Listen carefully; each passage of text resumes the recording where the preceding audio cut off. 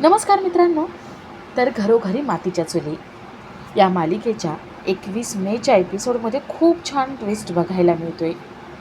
आणि ट्विस्ट असा असणार आहे की जानकी नानांना ॲडमिट करते आणि घरी फोन करून कळवते की नाना बेशुद्ध होते, ते रक्ताच्या थारोळ्यात पडले होते. नेमकं काय झालं, नानांसोबत एवढं असं काय घडलं हे जानकीला सुद्धा माहिती नसतं. जानकी फोन करून कळवते आणि इथे शर्वरी खूप घाबरलेली असते. खरं तर शर्वरी आणि शर्वरीच्या बॉयफ्रेंडने नानांवरती हल्ला केलेला असतो. नाना इथे दवाखान्यात ॲडमिट असतात. जानकी नानांकडे येते आणि नाना शुद्धीवर येतात. जानकी नानांना विचारते, नाना कसं वाटतंय तुम्हाला, बरं वाटतंय ना? नाना वकिलांचं नाव घेत असतात. जानकी विचारते, वकिलांना का बोलवायचं आहे? नाना म्हणतात, बोलो, मला महत्त्वाचं बोलायचं त्यांच्याशी. जानकी ठीक आहे म्हणते आणि वकिलांना बोलवते. जानकी वकिलांना म्हणते, नानांनी तुमचं नाव घेतलं होतं आणि तुम्हाला बोलवायला सांगितलं म्हणून बोलवलं. वकील म्हणतात, तुम्ही 2 मिनटं बाहेर जा, मी यांच्याशी बोलून घेतो. जानकी बाहेर जाते. वकील नानांशी बोलतात आणि नाना वकिलांना वेगळी विल बनवायला सांगतात. वकील निघून जातात आणि जानकी आतमध्ये येते. जानकी नानांशी बोलत असते. नेमकं नानांना काय झालं आणि मंदिरामागे नाना कसे काय रक्ताच्या थारोळ्यात पडले हे सगळं ती विचारत असते. आणि तेवढ्यात नानांना त्रास होऊ लागतो. जानकी डॉक्टरांना बोलवते. डॉक्टर नानांना व्यवस्थित करण्याचा, बरं करण्याचा प्रयत्न करतात. पण नानांची केस हाताबाहेर जाते आणि नानांचा जीव जातो. डॉक्टर आपले सगळे प्रयत्न करून बघतात, पण नाना काही परत येत नाहीत. जानकी बाहेर थांबलेली असते, देवाचा धावा करत असते. डॉक्टर बाहेर येतात. जानकी विचारते, नाना कसे आहेत? डॉक्टर म्हणतात, सॉरी, आम्ही नाही वाचवू शकलो त्यांना. जानकी ओरडते. जानकी म्हणते, काय बोलताय तुम्ही? अहो, आमचे नाना असं कसं जाऊ शकतात? जानकी मोठमोठ्याने रडत असते आणि तेवढ्यात तिथे ऋषिकेश येतो. ऋषिकेश, सौमित्र, सारंग ते तिघे तिथे येतात. ऋषिकेश विचारतो, जानकी काय झालं नानांना? आणि तू नानांनी इथे काय घेऊन आली? काय झालं काय? तू रडती काय आहे? जानकी खूप रडते. ऋषिकेशला मिठी मारते आणि म्हणते, ऋषिकेश, आपले नाना गेले. ऋषिकेश, सौमित्र, सारंग यांच्या पायाखालची जमीन सरकते. आता नानांच्या जाण्याचं मागचं सत्य जेव्हा घरातल्यांना कळेल, त्यावेळेस सगळे मिळून शर्वरीला कशी शिक्षा देत आहेत ते बघणंही तेवढंच इंटरेस्टिंग असेल. तर ह्या सगळ्याची सुरुवात कशी होते ते थोडक्यात पाहू. तर मालिकेत आपल्याला असं बघायला मिळत आहे की घरातल्या सगळ्यांना शर्वरीवर डाऊट असतो. सगळे शर्वरीला प्रश्न विचारत असतात. शर्वरी म्हणते, माझ्यावर विश्वास नाही ना तुमचा, तुमच्या जावयावर विश्वास आहे. असू दे, आता काय बोलायचं? अवंतिका म्हणते, ताई हे सगळं जाऊ द्या, पण मला एक प्रश्न पडला आहे की जर तुम्ही फ्रस्ट्रेशनमध्ये येऊन इथे आल्यानंतर जीव देण्याचा प्रयत्न केलात, काल रात्रीसुद्धा तुम्ही असाच तमाशा केला, पण मला एक विचारायचं होतं की तुम्हाला एवढंच टेन्शन आलं होतं, एवढंच फ्रस्ट्रेशन आलं होतं, मग तुम्ही तुमच्या घरी का नाही जीव दिला? सुमित्रा विचारते, म्हणजे काय म्हणायचे तुला अवंतिका? अवंतिका म्हणते, आई तुम्हाला माहिती नाही, काल आल्या आहे ना त्या, तेव्हापासून यांचं वेगळंच काहीतरी चालू आहे. काल रात्रीसुद्धा ह्यांनी तमाशा केला होता, असा जीव देण्याचा प्रयत्न केला होता. मला तर वाटतं आहे ना, यात ठरवून काहीतरी करण्याचा प्रयत्न करतायत, मुद्दाम करतायत, आपल्याला त्रास देण्यासाठी करतायत. शर्वरी पुन्हा मोठमोठ्याने रडायला लागते.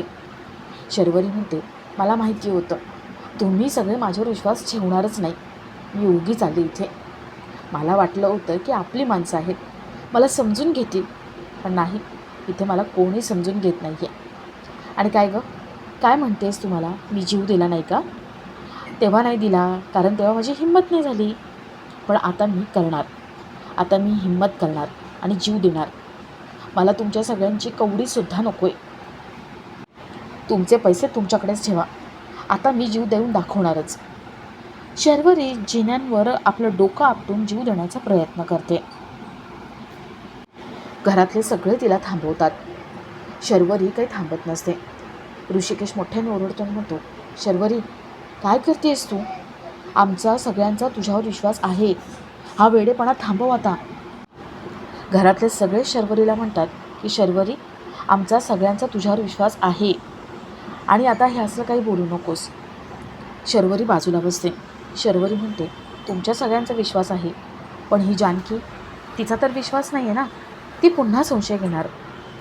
जानकी म्हणते, वंस नाही हो, मी तुमच्यावर विश्वास नाही घेणार. काय ना, मला तुमची काळजी वाटत होती. तुम्ही इथे आलात आणि जो प्रॉब्लेम सांगितलात ना, त्यामुळे मला टेन्शन आलं होतं. आणि त्यामुळे मला असं वाटलं की तुम्ही तुमचं मन मोकळं करायला हवं, आणि म्हणून मी तुम्हाला प्रश्न विचारले. तुमच्या हेतूवर माझी कधीच शंका नव्हती. वंस, सर्वांच्या वतीने मी तुमची माफी मागते. नका स्वतःला त्रास करून घेऊ.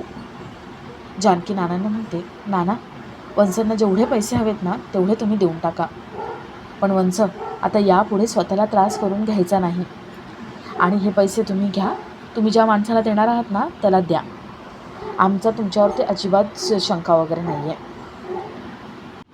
जानकीच्या बोलण्यामुळे शर्वरी खूप खुश होते आणि तिच्या चेहऱ्यावरचा आनंद लगेच दिसतो. जानकीला पुन्हा डाऊट येतो, पण जानकी काही बोलत नाही. तर थोड्या वेळाने शर्वरी आपल्या रूममध्ये येते. ती आपल्या बॉयफ्रेंडला मेसेज करते आणि त्याला सांगते की 2 दिवसांनी पैसे मिळणार आहेत. मी मस्त सगळा ड्रामा केला आणि आताच पैसे मिळणार, आणि कोणालाही इथे येण्याची गरज नाही आहे. उद्या सकाळी 9 वाजता आपण भेटू देवळाच्या मागे. शर्वरी खुश होते, फोन बाजूला फेकते आणि पुन्हा डान्स करायला लागते. तर दुसऱ्या दिवशी सकाळी घरामध्ये सगळे आपापल्या कामात असताना शर्वरी 9 वाजता कोणाला काही न सांगता मंदिरात निघून जाते. नानांनाही मंदिरात जायचं असतं. नाना जानकीला सांगतात आणि मंदिरात जातात. तर थोड्या वेळाने नाना मंदिरामध्ये येतात, देवाच्या पाया पडतात आणि मंदिरातून बाहेर येतात. नानांना समोर कसली तरी हालचाल जाणवते. नाना समोर बघतात तर त्यांना शर्वरी एका माणसासोबत त्याच्या मिठीमध्ये आहे हे नानांना दिसतं. नाना थोडं जवळ जाऊन त्या दोघांचं बोलणं ऐकतात. शर्वरी आपल्या बॉयफ्रेंडला म्हणते, बघितलं ना, फायनली आता 2 दिवसात पैशांची अरेंजमेंट होणार आहे. मी आहे ना मस्त सेटिंग केली आणि त्याच्यामुळे पैसे मिळत आहेत. 2 दिवसांनी पैसे मिळाले की अर्जंटमध्ये तिकीट काढू आणि आपण दोघं US सेटल होऊन जाऊ. शर्वरीचा बॉयफ्रेंड राहुल विचारतो, शर्वरी, अगं कोणाला डाऊट तर नाही आला ना? शर्वरी म्हणते, डाऊट सगळ्यांना आला होता, पण माझे अश्रू आणि मरण्याची धमकी ह्यामुळे सगळं काम झालं. अरे काल असा तमाशा केला आहे ना मी, त्यामुळे मी खोटं बोलते हे कोणाला वाटलंच नाही. सगळ्यांना असं ब्लॅकमेल केलं आहे ना की त्यामुळे सगळे आता मला पैसे देणारच आहेत. राहुल म्हणतो, किती लकी आहे मी, मला तुझ्यासारखी गर्लफ्रेंड मिळाली. शर्वरी म्हणते, मला तुझ्याकडून जे प्रेम आणि आपुलकी मिळतं ना राहुल, ते माझ्या नवऱ्याकडून सुद्धा कधीच मिळालं नाही, आणि म्हणून मला तुला गमवायचं नाही आहे. मला तू हवं आहे बस, मला बाकी कोणी नको आहे. शर्वरी पुन्हा एकदा राहुलला मिठी मारते. नाना हे सगळं बघतात आणि त्यांना ते सहन होत नाही. तर इथे घरी सगळ्यांचा नाश्ता पाणी होतो आणि सगळे आपापल्या कामासाठी जातात. बराच वेळ झाला नाना काही घरी आले नाही, म्हणून सगळ्यांना नानांची काळजी वाटते. सगळे नानांना फोन लावतात, पण नाना काही फोन उचलत नाही. जानकीला खूप काळजी वाटते. जानकी नानांना शोधायला बाहेर पडते आणि थोड्या वेळाने शर्वरी घरी येते. सगळे विचार करतात की ही शर्वरी न सांगता गेली कुठे होती. शर्वरी खूप घाबरलेली असते. ती धावत येते आणि पाणी पिते. सुमित्रा विचारते, शर्वरी, अगं सकाळी सकाळी कुठे गेली होतीस तू? आणि काय गं, सांगता नाही आलं तुला? शर्वरी काहीच बोलत नाही, तिला घाम फुटलेला असतो. आजी तिथे येतात आणि सुमित्राला म्हणतात, ती आत्ता बाहेरून आली आहे ना, अगं कशाला तिला इतके प्रश्न विचारतेस? सगळे शर्वरीला विचारतात, तुला इतका घाम का फुटला आहे? शर्वरी म्हणते, उन्हात गेले होते ना मी बाहेर जरा, माझं डोकं खूप दुखतंय, मला आरामाची गरज आहे. आजी, सुमित्रा शर्वरीला आराम करायला आतमध्ये घेऊन जातात. अवंतिका आणि ऐश्वर्या यांना डाऊट आलेला असतो. तर इथे जानकी नानांना शोधायला मंदिरात येते. नाना मंदिरात नसतात, मंदिराच्या आसपासच्या परिसरामध्ये नसतात. जानकी मंदिराच्या मागच्या बाजूला जाते आणि तिथे जानकीला गर्दी दिसते. लोकांचा घोळका असतो.